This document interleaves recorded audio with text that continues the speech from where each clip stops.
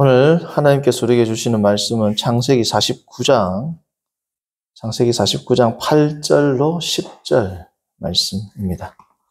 창세기 49장 8절부터 10절 말씀입니다.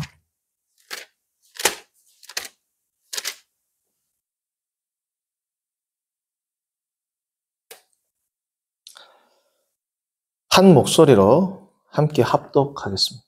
49장 8절로 10절 말씀입니다. 유다야, 너는 내 형제의 찬송이 될지라. 내 손이 내 원수의 목을 잡을 것이요 내 아버지의 아들들이 내 앞에 절하리로다. 유다는 사자 새끼로다. 내 아들아, 너는 움킨 것을 찢고 올라갔도다. 그가 엎드리고 웅크림이 수사자 같고 암사자 같으니 누가 그를 범할 수 있으랴. 규가 유다를 떠나지 아니하며 통치자의 지팡이가 그 발 사이에서 떠나지 아니하기를 실로가 오시기까지 이르리니 그에게 모든 백성이 복종하리로다. 아멘. 오늘 말씀의 제목은 현재의 지도자와 미래의 지도자라는 말씀으로 말씀을 강론하도록 하겠습니다. 창세기 지금 우리가 막바지에 오게 되었는데요. 창세기 47장 27절부터 우리가 읽진 않았지만 창세기 47장 27절부터 50장까지가 이제 창세기를 마무리하는 장인 동시에 출애굽기를 준비하는 전환적 기능을 하는 장이 어디냐면 창세기 47장 후반부 27절부터 50장 마지막까지가 이제 창세기를 정리하고 출애굽기를 준비하는 그러한 전환적 기능을 하는 성경 구절이 됩니다. 그래서 우리가 창세기 47장 27절부터 한번 읽어볼까요? 47장 27절부터 31절까지를 한번 살펴보겠습니다. 47장 27절부터 31절. 자, 47장 27절부터 보시면 야곱이 요셉에게 마지막 임종시에 유언을 하는 장면이 나옵니다. 27장입니다. 이스라엘 족속이 애굽 고센 땅에 거주하며 거기서 생업을 얻어 생육하고 번성하였더라. 야곱이 애굽 땅에 17년을 거주하였으니 그의 나이가 147세라. 이스라엘이 죽을 날이 가까우며 그의 아들 요셉을 불러 그에게 이르되 이제 내가 내게 은혜를 입었거든 청하노니 내 손을 내 허벅지 아래에 넣고 인애와 성실함으로 내게 행하여 애굽에 나를 장사하지 아니하도록 하라. 내가 조상들과 함께 눕거든 너는 나를 애굽에서 메어다가 조상의 묘지에 장사하라. 요셉이 이르되 내가 아버지의 말씀대로 행하리이다. 야곱이 또 이르되 내게 맹세하라 하매 그가 맹세하니 이스라엘이 침상머리에서 하나님께 경배하니라. 그래서 오늘 이 말씀을 보시면 야곱이 이제 요셉에게 마지막 청을 하는 장면이 나오는데 29절을 보면 이스라엘이라고 이제 야곱을 받죠. 그러니까 언약 자손에 대한 그 내용이 나온다는 것을 우리가 암시적으로 알 수가 있습니다. 그래서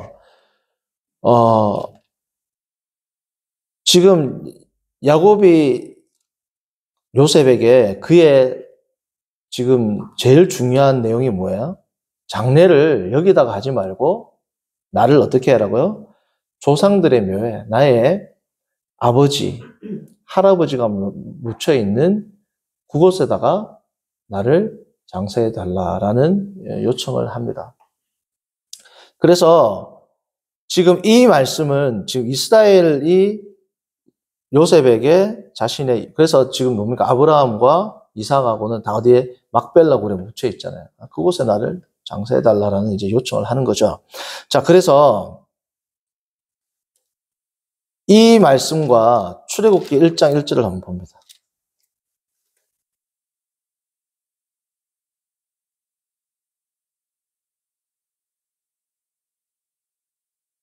야곱과 함께 각각 자기 가족을 데리고 애굽에 이른 이스라엘 아들들의 뭐라고요?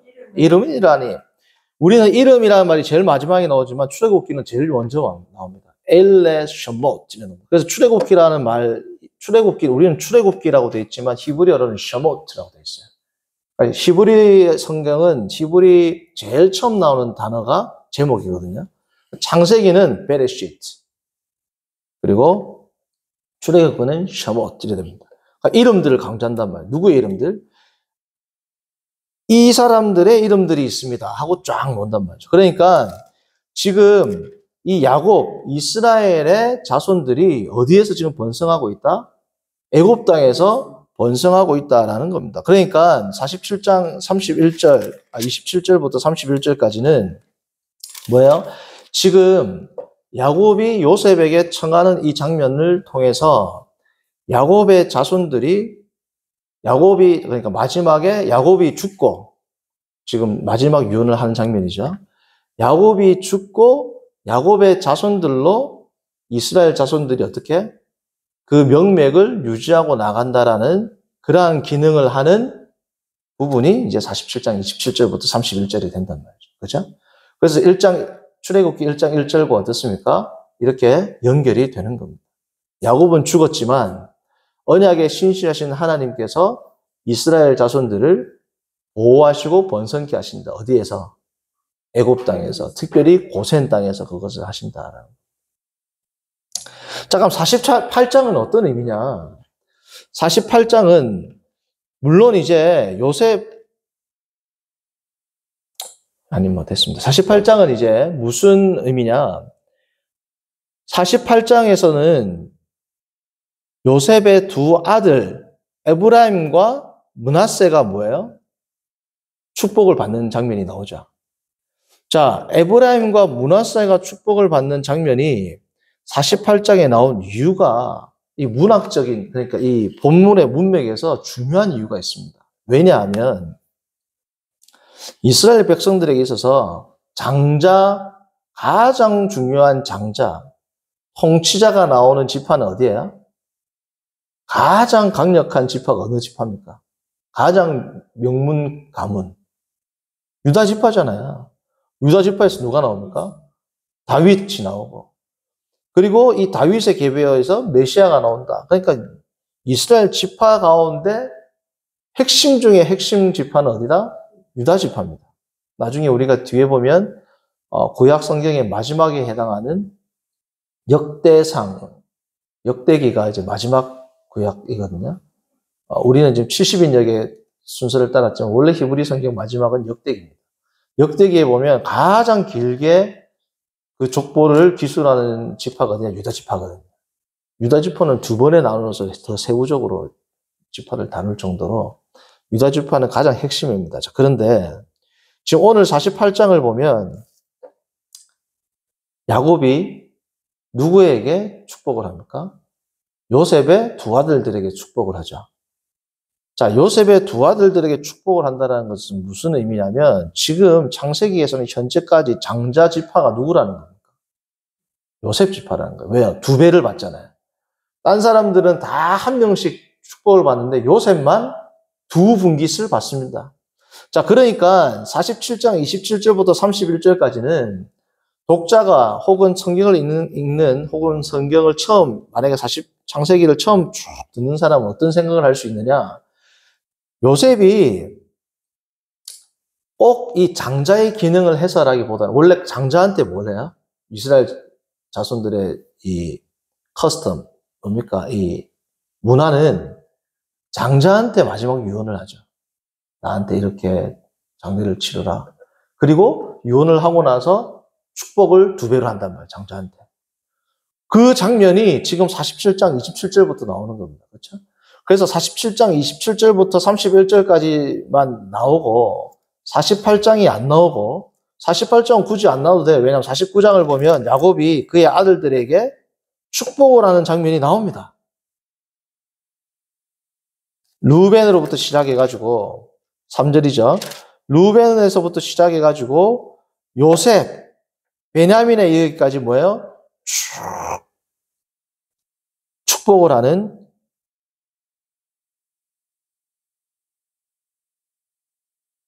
장면이 나온단 말이죠. 그렇죠? 그러니까 48장은 굳이 필요가 있어요, 없어요?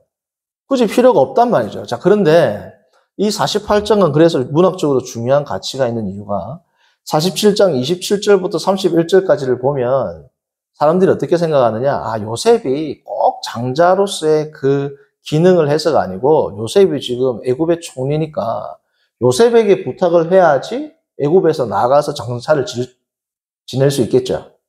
루벤한테 부탁한다고 해서 되겠습니까, 지금? 그래서 47장 27절부터 31절을 보면 지금은 야곱이 처한 특수한 상황 때문에 야곱이란다. 요셉이 처해 있는 특수한 직위 그리고 이 권력이 있기 때문에 야곱이 요셉에게 유언을 하면서 자신의 장사를 부탁했구나라고 충분히 우리가 어떻습니까? 생각할 수 있죠. 그러한 이유 때문만 야곱이 요셉에게 마지막 부탁을 한 것이 아니다라는 것을 모세는 밝히고 싶었던 겁니다. 그래서 뭘 쓴 거야?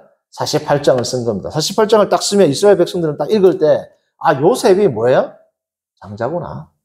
실제적인 장자의 역할을 하는 자는 누구다라는 겁니까? 요셉이라는 겁니다. 그 기능을 하는 게 48장이에요. 그렇죠? 자, 49장은 뭐냐? 아까도 말했지만 야곱이 그의 아들들에게 쭉 뭐예요? 축복을 하는 장면이 나오죠? 축복을 다 하고 나서 이제 마지막 어떻게 되느냐? 28절 49장. 이들은 이스라엘의 12지파라. 이들은 에일레. 이들은 이래 나오거든요. 출애굽기 1장에도 이들은 에일레 제일 처음 나옵니다. 그러니까 이들은 이스라엘의 12지파라 하고 마지막 축복을 하고 결론을 내리죠. 그게 어디 나오냐면 출애굽기 1장 1절부터 5절이란 말이죠. 이들의 이름은 이렇습니다. 해놓고 2절부터 루벤과 쭉쭉쭉쭉 해가지고 어떻습니까? 5절까지 루벤, 시몬, 레위, 유다 쭉쭉쭉쭉 나와가지고 6절까지 나오네요. 요셉까지 쭉 다 나온단 말이죠. 그렇죠? 이게 창세기 49장 어디입니까? 28절부터 쭉 나오는 것과 출애굽기 1장 1절부터 6절까지가 딱 그대로 떨어진단 말이에요. 그 단어가. 이들은 이스라엘 12지파라. 28절. 그리고 출애굽기 1장 1절. 이들의 이름은 이렇다. 하고 12지파가 쭉 나온단 말이죠. 그렇죠? 자, 그래서 28절 보시면 이들은 이스라엘 12지파라 이와 같이 그들의 아버지가 그들에게 말하고 그들에게 축복하였으니 곧 그들 각 사람의 분량대로 축복하였더라. 그들 각 사람의 분량대로 축복하였다. 이 말은 뭐냐면 야곱이 이 분량을 정한 게 아니죠. 하나님의 감동으로 본인이 유언을 한 겁니다. 그래서 야곱의 유언은 다른 사람들의 유언하고는 틀려요. 이것은 자신의 소망을 담은 유언이라기보다는 하나님의 섭리, 거대한 섭리, 민족을 형성하는 민족의 분깃을 형성하는 그 예언적 선포를 한 게 뭡니까? 49장의 역할이란 말이죠. 그 예언이 출애굽기 1장 1절부터 보니까 뭐예요? 완벽하게 성취되더라. 그게 이제 출애굽기에서 시작하는 겁니다. 야곱에게 약속한 하나님의 모든 약속이 출애굽기를 보니까 애굽 땅에서 다 성취되음으로 시작됩니다. 이 뜻이죠. 29절 그가 그들에게 명하이르되 내가 내 조상들에게로 돌아가니 나를 햇사람 에브론의 밭에 있는 굴에 우리 선조와 함께 장사하라.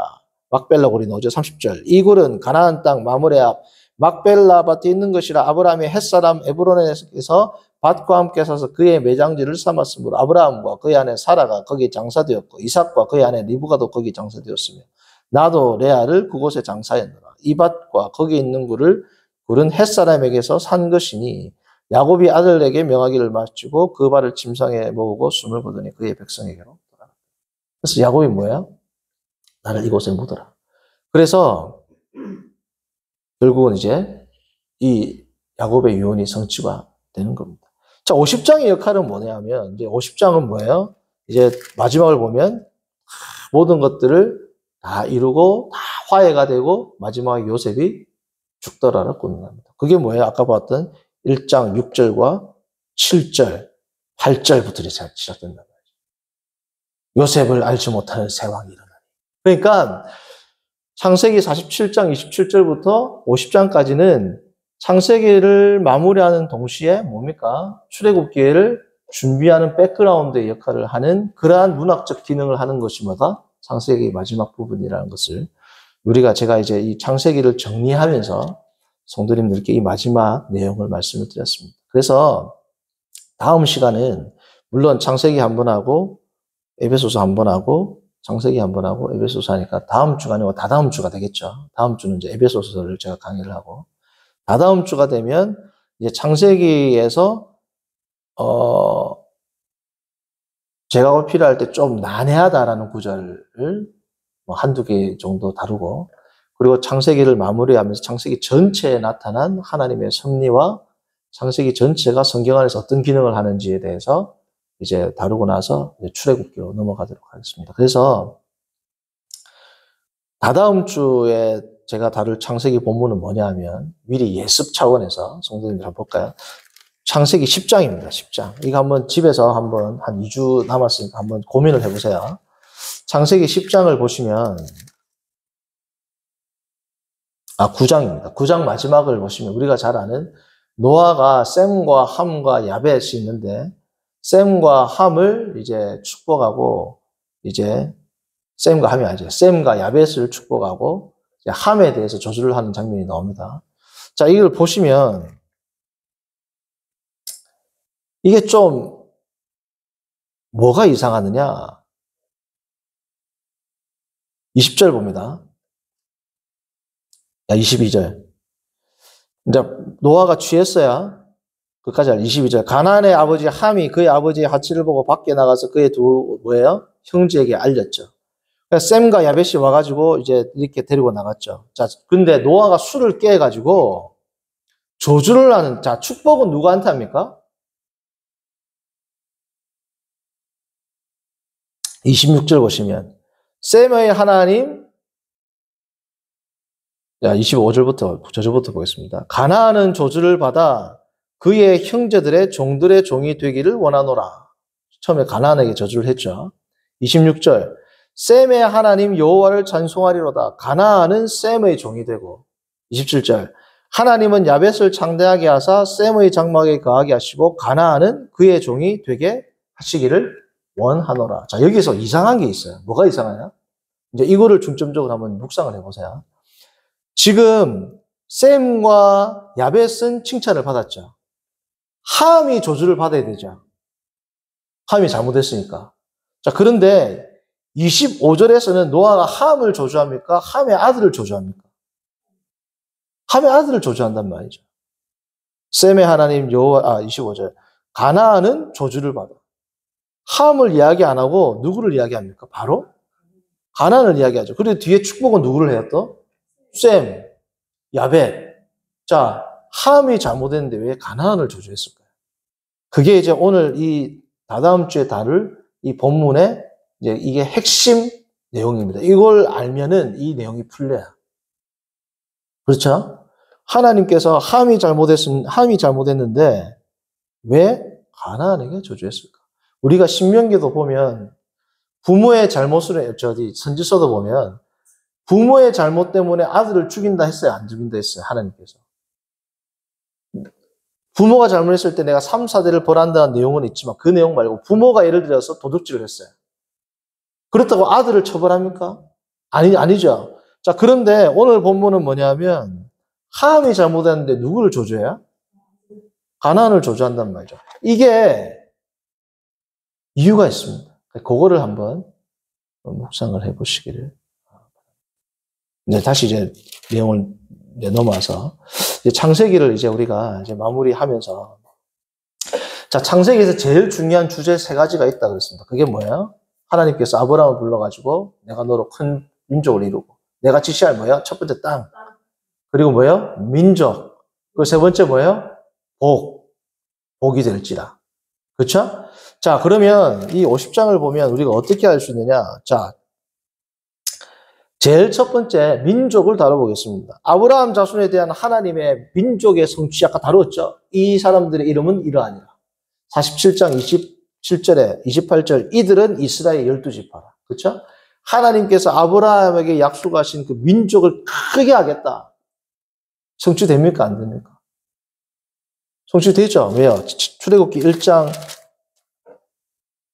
7절 봅니다. 이스라엘 자손은 어떻게 해요? 생육하고 불어나 번성하고 매우 강하여 뭐예요? 온 땅에 가득하게 되었다. 심지어 9절 이 백성 이스라엘 자손이 우리보다 강하다라고 애굽 사람들이 말할 만큼 하나님의 이 민족에 대한 약속은 풍성하게 넘치도록 성취되었음을 알 수 있습니다. 자, 그러면 민족이 이제 하나님께서 번성하게 하셨다. 자, 그러면 두 번째 이제 또 무슨 약속이 있습니까? 땅에 대한 강조가 나오죠. 땅. 이 땅에 대한 강조를 보시면 땅에 대한 강조를 보기 전에 민족이 막 번성했는데 번성하는 것과 더불어서 중요한 게 뭐냐? 하나님의 언약 자손의 백성은 단순히 숫자로만 번성하는 것이 아니라 애굽 사람들과 동화가 되면 돼야 안 돼요. 애굽 사람들과 동화돼가지고 많아지면 그건 애굽 사람이죠. 하나님 나라의 백성, 내가 너로 큰 민족으로 이룬다 할 때 이 민족은 하나님의 정체성을 담보로 한 민족이에요. 담보로 한 민족이 되겠죠. 자, 그렇기 때문에 출애굽기에서 단순히 숫자만 번성하는 것이 중요한 게 아니라 하나님께서는 이 언약 백성을 뭐예요? 보존하셨다. 보존하시고 보호하셨다는 게 중요합니다. 그게 어디 나오느냐? 이 46장입니다. 창세기 46장.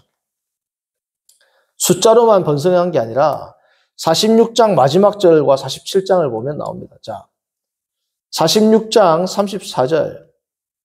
당신들은 이르기를 주의 종들은 어렸을 때부터 지금까지 목축하는 자들이 온데 우리와 우리 손조가 다 그러하나이다 하소서.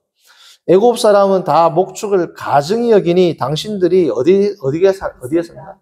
이스라엘 백성들은 어디 산다? 자, 그 47장 이스라엘 백성들이 어디 사는지 나옵니다.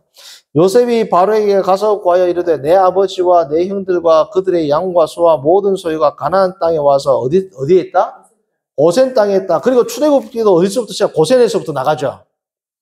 자, 그 말은 뭐냐? 애굽에 사는데 고센은 애굽 땅인데 애굽 땅이 아닌 겁니다. 그죠? 고센은 애굽 땅 안에서의 고센은 뭐예요? 이스라엘 땅인 거예요. 그렇지 않습니까? 그러니까 하나님께서는 민족을 보호하시고 단순히 번성할 뿐 아니라 보호하셨다. 땅에 대한 약속도 하셨다. 외국에 사는데 거기는 누구 땅이다? 이스라엘 사람들 땅이에요. 애굽 사람의 땅 같은데 누구 땅이다? 이스라엘 땅이란 말이죠. 이 신비가 창세기부터 이 구약에서부터 벌써 이 창세기 안에서부터 나타난단 말이죠.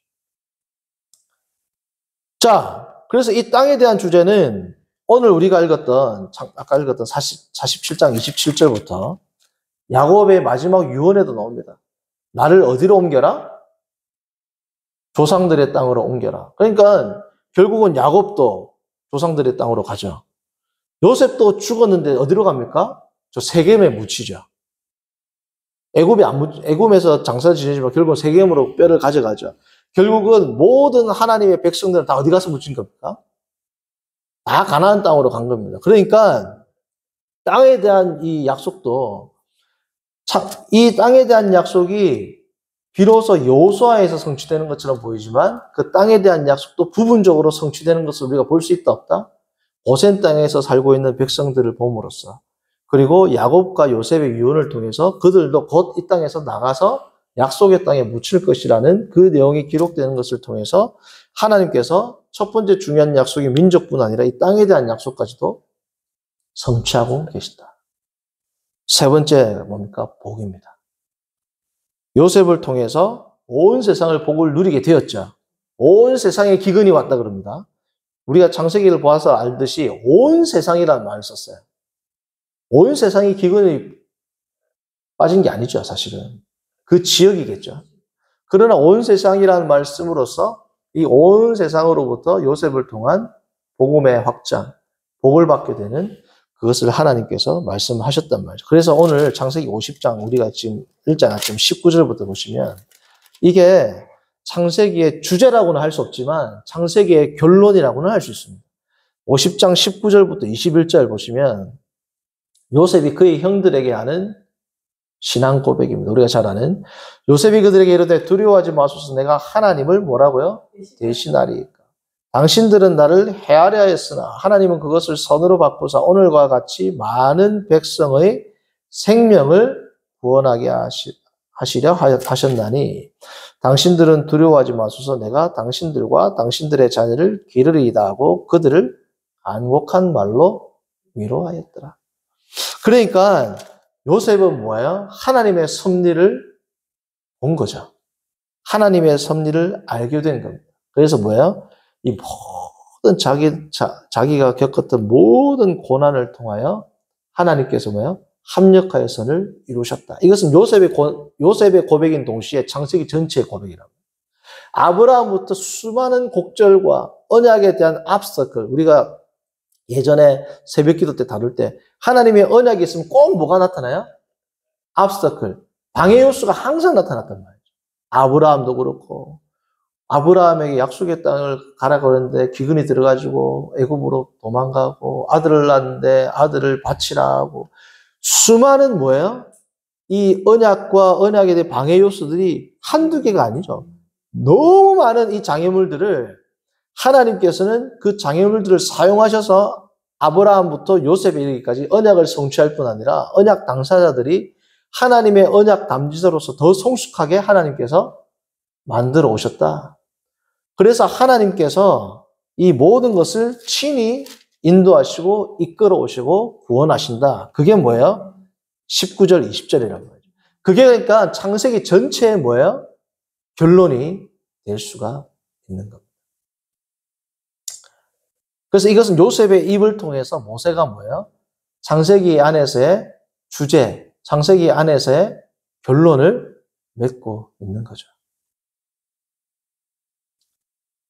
자, 그런데 오늘 제가 성도님들과 이 주제를 다루면서 이제 하나 마지막으로 살피기를 원하는 것은 뭐냐? 지금 우리가 하나님께서 요셉의 입을 통해서 50장 19절, 20절에 나타난 요셉의 입술을 통하여 하나님께서 창세기 전체의 결론을 맺게 하셨다.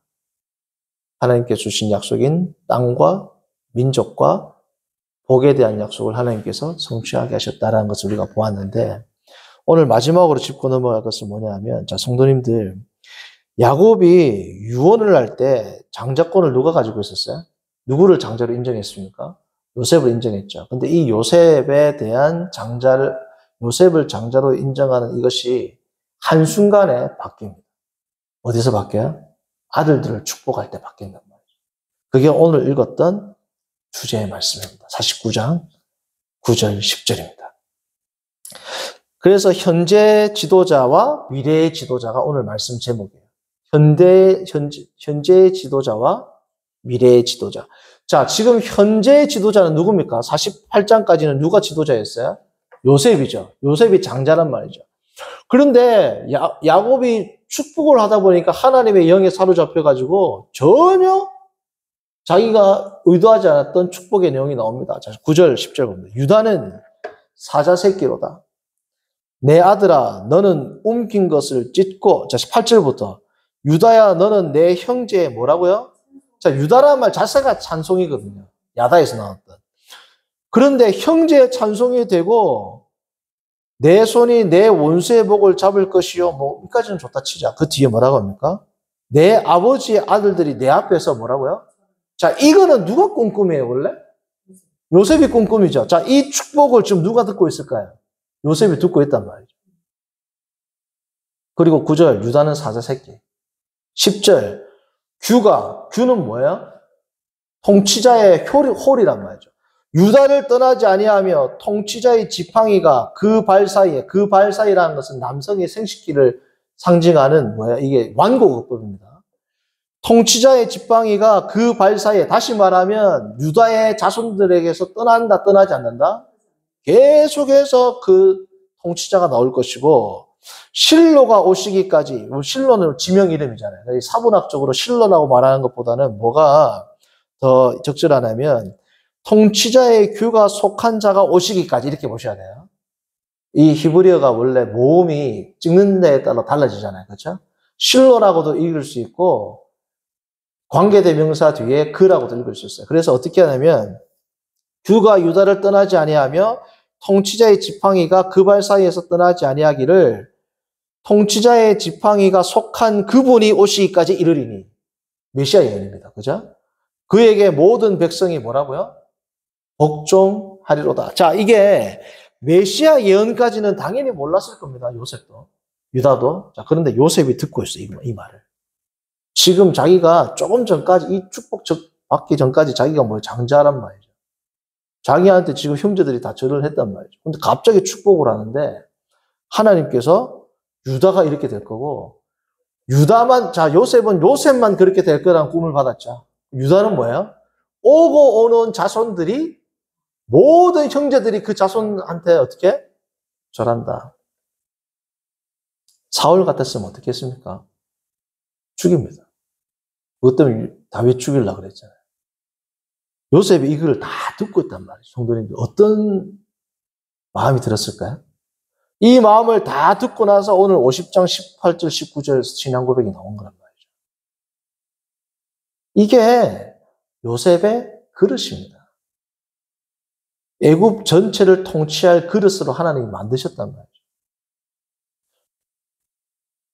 성도님들, 오늘 제목이 뭐라고요? 현재 지도자와 미래의 지도자입니다. 현재 지도자의 큰 의무 가운데 하나는 뭘까요?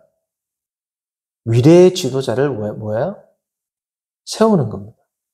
성도님들, 우리가 저는 정치에 대해서 전혀 문외한이긴 하지만 제가 뉴스를 보면 여당이 이번 총선에서 참패한 이유를 꼽을 때 거의 대부분의 정치평론가들이 1번으로 꼽는 게 있습니다. 그게 뭐냐면 지도자들의 분열입니다. 대통령과 비상대책위원장 간의 뭐예요? 충돌이란 말이죠. 3월 달까지만 해도 여당인 국민의힘이 압도적으로 웃어야 할 거라는 뭐예요? 그러한 전망이 있었고 심지어 민주당 내에서도 그런 말이 있었단 말이죠. 그런데 뭐 때문에 이렇게 참패를 했다? 헌정 역사상 이렇게 참패는 처음이라 그러죠. 뭐 때문에 그렇다? 두 세력 간의 충돌 때문에 그렇다. 뉴스를 보면 지금도 대통령실에서 이제 견제를 하지 않습니까? 그러니까 세상 권력은 뭐냐 하면 우리도 이야기를 들어보았지 않아요? 권력은 누구하고도 나누지 않는다. 자식한테도 안 준대요. 세상의 권력은 자기의 지도자가 될 사람이 있으면 어떻게 합니까? 싹을 자릅니다. 내가 지도자가 돼야 되니까. 근데 이건 세상의 방식이지만 우리 그리스도인들은 어떻게 돼야 될까요? 참 지도자는 다음 세대의 지도자를 어떻게 해야 돼요? 세워야 되죠. 참 슬픈 이야기지만 우리 교회 목사님보다 부목사님이 설교가 난 더 은혜 받았어요. 그 부목사님은 성도님들 1년이 지나지 않아서 그 교회에서 없습니다. 1년이 지나지 않아서 그 교회에서 찾아보기 힘들단 말이죠. 그 말이 나오면 1년은 아니지. 아니면 어쨌든 얼마 가지 않아서 안 보입니다. 왜요? 세상의 지도자와 같은 생각을 하고 있단 말이죠. 교회에서부터 뭐예요? 이게 너무 경직되지 말고 정말 하나님의 지도자를 뭐예요? 세워줘야 돼요. 성도님들 지금 교회 부교육자들이 있잖아요. 그죠? 교회 부교육자들이 10년, 20년 지나면 다 뭐 돼요? 다 담임 목회자 됩니다. 성도님들 지금 교회 예를 들어서 30대, 20대 후반에 막 신학교 졸업한 전도사님 있어요. 계속 전도사님일까요? 20년 지나고 30년 지나면 뭐예요? 한국 교회의 목회자가 된단 말이죠. 그러면 성도님들도 그렇고 담임 목사님도 그렇고 담임 목사님은 무슨 의무도 있는 거야. 이 부교육자를 차세대 한국 교회를 이끌어 나갈 뭐예요? 담임 목사의 그릇으로 만들어야 될 거 아니에요. 도와줘야 될 거 아니에요. 그죠? 근데 어떻습니까? 자기 지도자가 조금 두각을 드러내면 어떻게 해야 돼요? 다 다듬어야 되는데 어떻습니까? 없애버린단 말이죠. 마치 세상의 정치처럼. 제가 다른 교회를 이야기해서 그렇지만 이 모범적으로 차세대 지도자를 잘 키워가는 교회가 있습니다. 성도님들, 베이직 교회는 담임 목사님, 이 조정민 목사님이죠. 근데 담임 목사님이라는 칭호도 잘 안 써요. 뭐 그 칭호를 쓰고 안 쓰고가 중요한 게 뭐 칭호를 써도 되고 뭐 그거는 뭐 교회 상황 따라 하는데 주일 오전 예배 한번 보세요, 성도님. 조정민 목사님이 다 안 합니다. 부목사님이 한단 말이죠. 주일 오전 예배를, 11시 예배를. 성도님들 교회에서 참 성도들한테 은혜를 끼치는 목회자가 있는데 담임 목사님이 11시 예배 태우는 교회가 흔히 있습니까? 11시 예배는 고사하고 아까도 말했지만 어느 날 찾아보면 없단 말이에요. 그 교회, 그 교육자가. 심지어 베이직 교회는 그 부목사님이 전임 부목사님도 아니에요. 투잡을 띄고 있습니다. 주중에는 의사예요, 의사. 외과 의사. 주중에는 의사 일을 하시고 주일을 섬긴단 말이죠. 근데 그 주일을 섬길 때 뭐 시킨다? 주일 오전 예배 설교도 시킨단 말이에요. 왜요? 아무리 뛰어난 설교자라고 해도 여러 가지 다양한 설교를 성도들이 들으면 어떻습니까? 신앙에 유익이 있죠. 그러니까 하나님 나라의 관점으로 성도도 잘 세우고 차세대 목회자도 세우고 그게 누구의 역할입니까? 지금 현재 리더, 현재 지도자의 역할이란 말이죠. 그게 뭐예요? 교회에서 일어나야 할 일들입니다. 그러니까 성도님들도 사고의 전환이 필요합니다. 뭐 담임 목사가 항상 주일 오전, 그 성경에 어디 있어요? 제가 이야기를 하지만 성경에 없는 거를 성경보다 더 권위 있게 만들어 놓은 답답한 현실이 한국교회에 있는 겁니다. 담임 목회자가 설교해야 된다. 그게 어디 있어요? 부목사님도 예를 들어서 우리는 보수교단입니다. 정통교단입니다. 그러면 전도사나 강도사를 주일 오전 예배에 세우지 않겠다. 뭐 그까지는 제가 인정을 합니다. 그래서 부목사님, 목사 안수 받았잖아요. 그죠? 부목사라든지 정말 주의 말씀을 전하는 자가 있으면 뭐예요? 주일 오전 예배도 세우고. 예를 들어서 우리는 강도권을 안 주고, 그러면 뭐 수요 예배를 좀 세우고, 주일 오후 예배도 세우고. 해서 여러 가지 정말 하나님의 귀한 말씀들을 다 듣고 성도들이 세우시게 해야 되잖아요. 우리 교회는 주일 오전 예배는 목사만 해야 됩니다. 사실 저는 그 말도 성경적이지 않다고 생각합니다. 그러면 주일 오후 예배나 수요 예배는 강도사나 전도사를 세워야 된단 말이죠. 물론 그 강도사나 전도사가 정말 이 정통적인 신학 해석을 하지 않는다. 그러면 아니지만 성도님들 현재 지도자의 역할은 뭐다? 차세대 지도자를 키우는 겁니다. 현재 담임 목사님의 역할은 뭐다? 내가 성도들한테 인정받. 그게 아니고 성도들도 키우고 누구도 키워야 돼요? 부교육자도 키우란 말이야. 이 부교육자 누가 키워줘요? 담임 목회자가 키우잖아요. 그래서 성도님들 요셉을 한번 보세요. 오늘날 담임 목사 같은 마인드를 갖고 있는데 부교육자가 하나님이 축복한다? 그게 못 있습니다. 유다와 같은 축복을 받았다. 있겠습니까?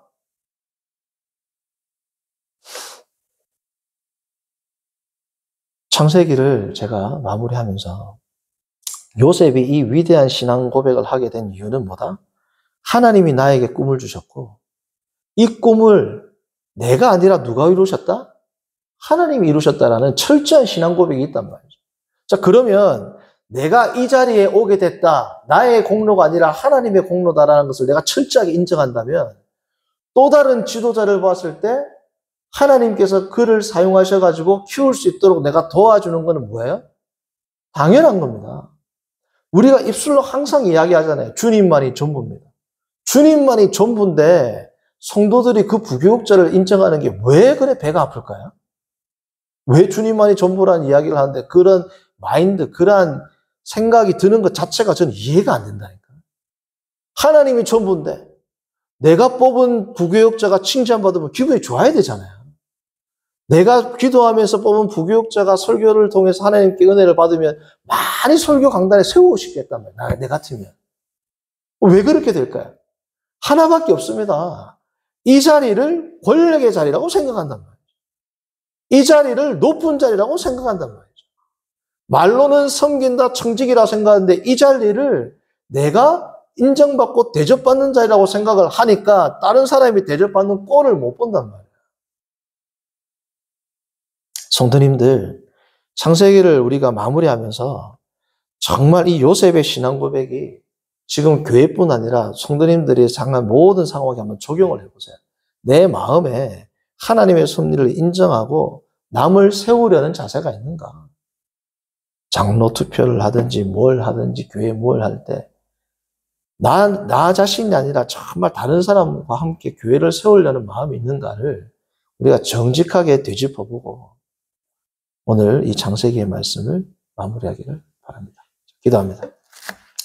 선하신 하나님 아버지, 오늘 우리가 창세기의 말씀을 이제 마무리하면서 창세기에 드러난 세 가지 주제를 하나님께서 어떻게 성취하셨고 요셉의 입술을 통하여 합력하여 선을 이루시는 하나님이 어떠한 분인지를 생각하게 하셨고 또한 유다를 향한 갑작스러운 그 축복을 듣고도 요셉의 마음이 요동치 아니하고 자연스럽게 그 리더십을 하나님의 섭리에 맡기는 아름다운 모습을 또 살피게 하심을 감사합니다. 하나님, 우리의 삶 가운데 오직 주의 영광, 주님만을 높이고 교회가 그리고 성도가 주님 앞에서 건강하게 세워지는 것이 나의 가장 귀한 상급인 것을 알고 오늘도 주를 위하여, 교회를 위하여 주님께 헌신하며 나아가는 모든 권속들을 되도록 인도하여 주옵소서. 예수님의 이름으로 기도합니다. 아멘. 찬송가 50장 하면서 준비하는 거 마치겠습니다.